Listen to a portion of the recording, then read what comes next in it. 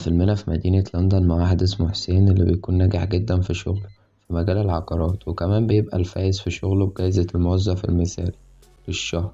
وبيكون مهتم جدا بنظافته وبيروح لمكتبه لابس ساعة وبدلة غالية، ولكنه مبيبقاش مهتم بنظافة بيته. وبيبقى المكان مليان تراب ومواعين كتير في الحوض. وكمان بيستخدم أكياس الشاي اللي كان مستخدمهم قبل كده عشان يعمل بيهم شاي تاني. بس بيكون في حاجة حسين ما يعرفهاش، وإن في راجل أسباني اسمه أورلان عايش ورا الدولاب اللي في البيت، واللي بيخرج من مخبأه لما بيسيب حسين البيت.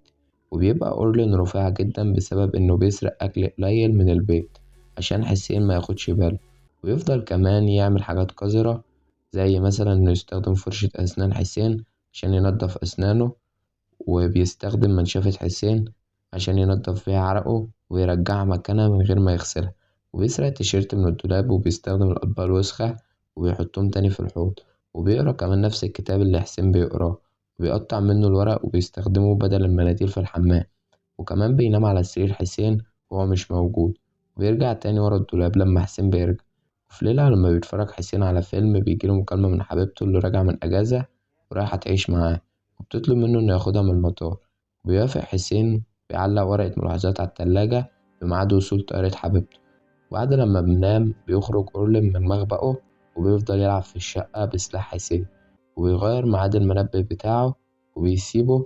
وبيتأخر حسين على شغله تاني، وبيخرج بسرعة من البيت. وبيخرج أورلين تاني وبيستخدم أكياس الشاي بتاعت حسين عشان يعمل بيهم شاي. ولما بيستخدم لبن كتير بيملى الإزازة مية من الحنفية، ويغير الورقة المتعلقة على التلاجة. وبيعزف جيتار وهو بيغني بالأسباني. وبيشرب فلتر سجاير المخدرات اللي حسين بيسيبهم في الطفاية. ويتفرج على حمامتين واقفين على الشباك. ويفضل أورلين يمثل كأنه بيتكلم مع الحمامتين، ويتكلم عن ماضيه. ويقولوا إنه كان عنده حبيبة، ولما حملت قرروا إنهم يلاقوا مكان أكبر يعيشوا فيه. ولما بيرجع حسين للبيت بالليل بينضف المكان لأول مرة عشان حبيبته اللي جاية. وبيتصل على تاجر المخدرات سوني اللي بيجيب له مخدرات لحد البيت. وبيحكي لحسين على العنصرية اللي بيتعرض لها لما حاول إنه يتقدم في تجارب أداء للتمثيل. وبعد لما سوني بيمشي وبينام حسين، بيخرج أورلين وبيكتب بيانات بطاقة الفيزا بتاعت حسين، ويخبي الورقة في ملابسه الداخلية. وفي تاني يوم بينتهي حسين من تنظيف البيت قبل ما تتصل عليه حبيبته، وبتبقى متعصبة منه عشان مجاش وخدها من المطار في الوقت المحدد. وبيبقى حسين مستغرب هو ازاي نسي الميعاد عشان هو كان كاتب ورقة على التلاجة، ولكنه بيجري بسرعة من البيت عشان يروح لحبيبته ويصلح غلطته. وبيخرج أورلين وبيستخدم غسول الفم، وبدل ما يتف الغسول في الحوض بيتفه في الإزازة تاني. ويغير هدومه وبيلبس حاجة نضيفة، ويخبي هدومه الوسخة تحت سرير حسين. ويكسر عيش وبيرمي الفتافيت بتاعته على الأرض. ولما بيتكلم مع حمامتين على الشباك بيحكي عن حبيبته اللي كانت بتدور على شقة صغيرة وغالية جدا في لندن، وكان في عميل عقارات أقنعهم بالشقة. ويسيب أورلين الشباك مفتوح وبيرجع لمخبأه. ولما بيرجع حسين مع حبيبته ميل بيلاقوا الحمامتين جوه البيت وعملوا حمام على الكرسي بتاع حسين. ويطارهم حسين من الشباك وبيبقى مستغرب هما دخلوا ازاي. وبتفتح ميل دورة في المطبخ وبتزعق لحسين على إنه ما بياكلش أكل صحي، وكمان بيعيد استخدام أكياس الشاي. وتروح ميل تشتري أكل من السوبر ماركت، ولما بترجع بتطبخ بدل ما بيطلبوا أكل من بره زي ما حسين دايما بيعمل. وبتعجب المكرونة اللي ميل عملتها حسين جدا، وبيتخانق الاتنين مع بعض لما بيتكلموا عن تكلفة الطلبات اللي ميل اشترتها. بعد لما بيناموا بيفصل أورل موبايل حسين من الشحن. وفي تاني يوم بيعمل حسين فطار وبيديه الميل وعلى السرير عشان يعتذر على اللي حصل امبارح. وبيوعدها بعدها إنهم هيخرجوا مع بعض في مكان لطيف. ويسمعهم أورل إن هما بيتكلموا وهو بيعمل حمام في إزازة ورا الدولاب. والليل بيتكلم الاتنين مع بعض بخصوص التعديلات اللي مينا عايزة تعملها في البيت. وبعدها بيخرجوا مع بعض. ويخرج أورلين من مخبأه وبيستحمى وبيستخدم شامبو كتير، وبيحلق شعر جسمه ببوز الحلاقة بتاع حسين. وبيغرف لنفسه من المكرونة وبيلبس هدوم جديدة. وبيقطع كرافتة حسين وبيرمي زرار حسين بتاع البدلة في الحمام. وبيملأ إزاز البيت بالكلور ومنظفات. وبيتف في إزازة الغسول الفم. ولما بينتهي من اللي بيعمله بياخد معاه بسكويت ولبن وبيرجع لمخبأه. ويستمتع بوقته بيسمع ميل بتتخانق مع حسين وهم على السرير. وفي تاني يوم بيحس حسين بإن في حاجة في جسمه غلط، وبيتخانق مع ميل لما بيلاقيش الزرار اللي أورلين رماه. وبيخرج أورلين بعد لما بيمشوا. فجأة بترجع ميل البيت بعد لما نسيت حاجة. لحسن حظ أورلين بيعرف إنه يستخبى في الدولاب من غير ما ميل تشوفه لأنها مستعجلة. ويخرج أورلين وبيعمل حاجات قذرة تانية زي إنه بينضف مناخيره في ملابس ميل الداخلية، بيتفرج على فيديوهات إباحية من على اللابتوب بتاع ميل، وبيعزف جيتار وبيتكلم مع الحمامتين على الشباك، وبيقول إن هو وحبيبته اختاروا شقة بعد لما مضوا العقد ودفعوا المقدم، وإنهم عرفوا صاحب بيتهم القديم عشان ما يحتاجوش إنهم يتكلموا معاه لو هيرجعوا لشقتهم القديمة أو إنهم يباتوا في الشارع، ولكنهم كانوا قلقانين جدا على طفلتهم. وبتعدي الأيام وبيفضل حسين وميل يتخانقوا كتير مع بعض بسبب اللي أولين بيعمله. بيفتكر حسين إن ميل هي اللي قطعت الكرافتة وفصلت موبايله من الشحن، بتفتكر إن هو اللي اتفرج على فيديوهات إباحية من على اللابتوب بتاعها، ويفضل الاتنين يقولوا إنهم معملوش ده، كأن في شبح موجود في البيت. وينام الاتنين كل واحد في أوضة، وبيخرج أورلين وبيعمل حمام من غير ما يشد السيفون، ولما بيصحى الاتنين من النوم بيزعقوا لبعض على إنهم مشدوش السيفون. وبتفتكر ميل إن حسين كان بيستخدم الشامبو بتاعها وخلاه يخلص، وبتكبر الخناقة ما بينهم لحد ما بتقرر ميل إنها تنفصل من حسين، وتقوله إنه مش هيلاقيها لما ترجع من شغله. وبيخرج أورلين لما بتمشي ميل وبيبقى فرحان بسبب اللي حصل، ويقص ضوافر رجله وبيخبي الضوافر تحت مخدة حسين، وينضف جسمه بفرشة أسنان حسين، ويقرا كتابه. لما بيرجع حسين بيحس بالقرف لما بيشوف الضوافر تحت مخدته. وفي يوم بيجيب سوني مخدرات وبيقول لحسين على الخناقة اللي حصلت ما بينه وما بين ميل، ويقول له إن هو اللي انفصل عنها، وهي اللي فضلت تتحايل عليه إنها تكون معاه، ويفتكر إن في شبح في البيت بسبب اللي بيحصل. وتعدي الأيام وبيفضل حسين يستخدم أغراضه من غير ما يعرف اللي أورلين بيعمله بيهم. لما حسين ما بيكونش موجود وبينظف أورلين ودانه بفرشة السنان، وينضف مناخيره في غسول الفم، وبيبوظ حبوب الدواء بتاعت حسين. وفي ليلة بيكون أورلين في المطبخ وبيطحن حبوب داوسبرين وبيحطهم في غلاية الشاي، وفجأة بيصحى حسين من النوم عشان يعمل شاي، فبيستخبى أورلين بسرعة وبيطلع فوق المطبخ، وبيعرف يستخبى بسبب إن جسمه رفيع.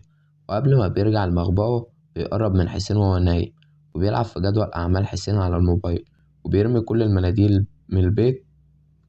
البيت من الشباك. وبيصحى حسين من النوم على مكالمة مديره في الشغل، وبيقول للمدير إنه مش هيعرف يروح الشغل النهاردة عشان هو مريض. فبيقرر المدير إنه يخلي حسين يشتغل من البيت. فجأة بيحس حسين بوجع في بطنه وبيجري الحمام بيرجع، وفي نفس اليوم بتجيله طلبية عبارة عن فريزر كبير اللي أورلين طالبه بعد لما استخدم بطاقة الفيزا بتاعته. وبيبقى حسين مش عارف يرجع الطلبية بسبب إنه مضى على ورقة توصيل وهو مش واخد باله. وبيبقى متضايق من الفريزر الكبير اللي واخد مساحة كبيرة في البيت. ولما بيكون في الحمام بيكتشف إن المناديل اللي في البيت كلها خلصت، وبسبب إنه مش عارف يخرج بسبب مرضه بيتصل على سوني وبيطلب منه إنه يجيب معاه مناديل وهو جاي. بيبقى سوني متضايق بسبب إن حسين متضايق منه لأنه مجابش مناديل ناعم بدل ما يشكره. ولما بيبدأ حسين يحس إن بقى أحسن بيحاول إنه يتصل على ميل، ولكنها متردش عليه، فبيتضايق وبيخرج من البيت. وبيخرج أورلين وبيشوف الفريزر، وبيفضل يرقص في البيت وهو فرحان في اللي بيعمله في حسين. وفي ليلة بيروح أورلين لحسين وهو نايم، وبيعور أورلين نفسه في إيده بسكينة، ويخلي الدم ينزل على حسين وعلى المرتبة. وبياخد موبايل حسين وبيصور أورلين نفسه وهو عريان، وبيبعت الصور لكل الناس اللي على الموبايل. وفي تاني يوم بيتخض حسين لما بيشوف الدم، وبيفتكر إن ممكن يكون جاله سرطان، ويتصل على دكتوره وبيطلب منه ميعاد مستعجل.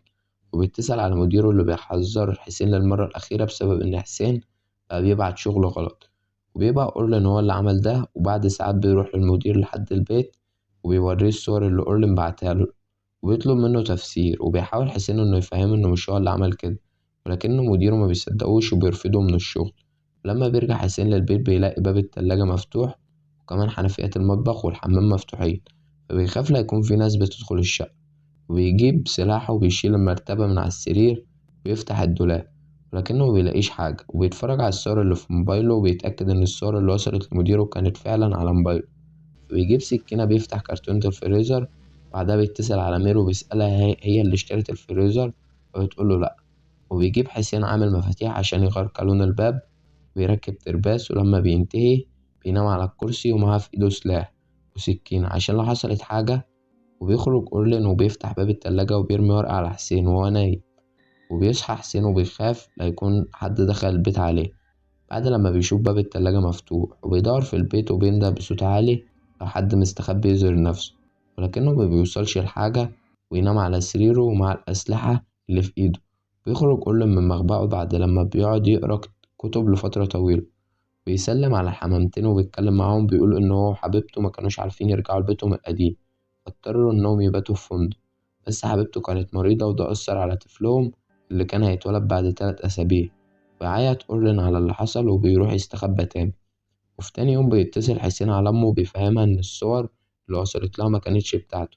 بيبقى لسه حاسس بالمرض. بيتضايق لما بيلاحظ إن في كتابه فيه أوراق مقطوعة، وبتبقى شقته في حالة فوضى. ويبدأ حسين يتكلم مع الحمامتين على الشباك ويقول لهم إنهم بقوا أصحابه بعد لما كل الناس اتخلت عنه. ويكون حسين مش عايز يطبخ، فبيجيب بيتزا مجمدة بكمية كبيرة وبيحطها في الفريزر. وبيجيب التلفزيون من الصالة وبيحطه في أوضته عشان ما يقومش من على السرير. ويكون أورلين مستخبي تحت السرير وبياكل من الأكل بتاع حسين. وفي ليلة بيجيب أورلين سكينة من المطبخ وبيفكر إنه يقتل حسين، ولكنه بيغير رأيه في آخر لحظة. ويكون حسين عاطل عن الشغل وفلوسه قربت تخلص، فبيتصل على عيلته عشان يساعدوه لكنهم بيرفضوا وبيقولوله إنه يشتغل ويصرف على نفسه. ولما بيوصل سوني بيتفاجئ إن الشقة في حالة فوضى وقذرة وأسوأ من قبل كده. ويكون حسين متضايق ومش عايز يتكلم مع سوني، ويقوله يسيب المخدرات ويمشي. ويكون سوني متضايق من وقاحة حسين ولكنه بيمشي زي ما حسين طلب. وفي يوم لما بيكون حسين على السرير بيقع منه ريموت على الأرض. ولما بيمد إيده عشان يجيب الريموت من على الأرض بيكتشف وجود أورلين تحت السرير. وبيخرج أورلين ويظهر نفسه. بيزعق لحسين لحد ما يدخله الحمام. ويقول أورلين إن حسين هو العميل اللي لغى عقد الشقة وخلى أورلين وحبيبته يباتوا في الشارع، وبسبب اللي حصل ماتت حبيبته والطفل اللي في بطنها. وبيلوم أورلين حسين على اللي حصل. بيدافع حسين عن نفسه وبيقوله إنه كان بيعمل شغله. ويتعصب أورلين أكتر ويقفل الباب على نفسه على حسين. وبيفكر في طريقة للعقاب. وبيخرج أورلين من الحمام وينضف الشقة وبيحلق دقنه وبيلبس بدلة حسين الغالية. بيلبس جزمته اللي مش على مقاسه. وبيسيب فتافيت العيش على الفريزر والشباك للحمامتين بعد لما بيودعهم. بيمشي أخيرا من الشقة ومعاه كيسين زبالة كبار. وبتاكل الحمامتين الفتافيت على الفريزر اللي بيكون مقفول بالشريط اللاصق. ويطلع إن حسين جوه الفريزر. وبيتصل على أمه وبيقولها إن في واحد مجنون حطه في الفريزر وإنه محتاج مساعدة. بس هما بتفكره بيهزر وبتقفل المكالمة في وشه. بيقضي حسين حياته الباقية وهو محبوس في الفريزر.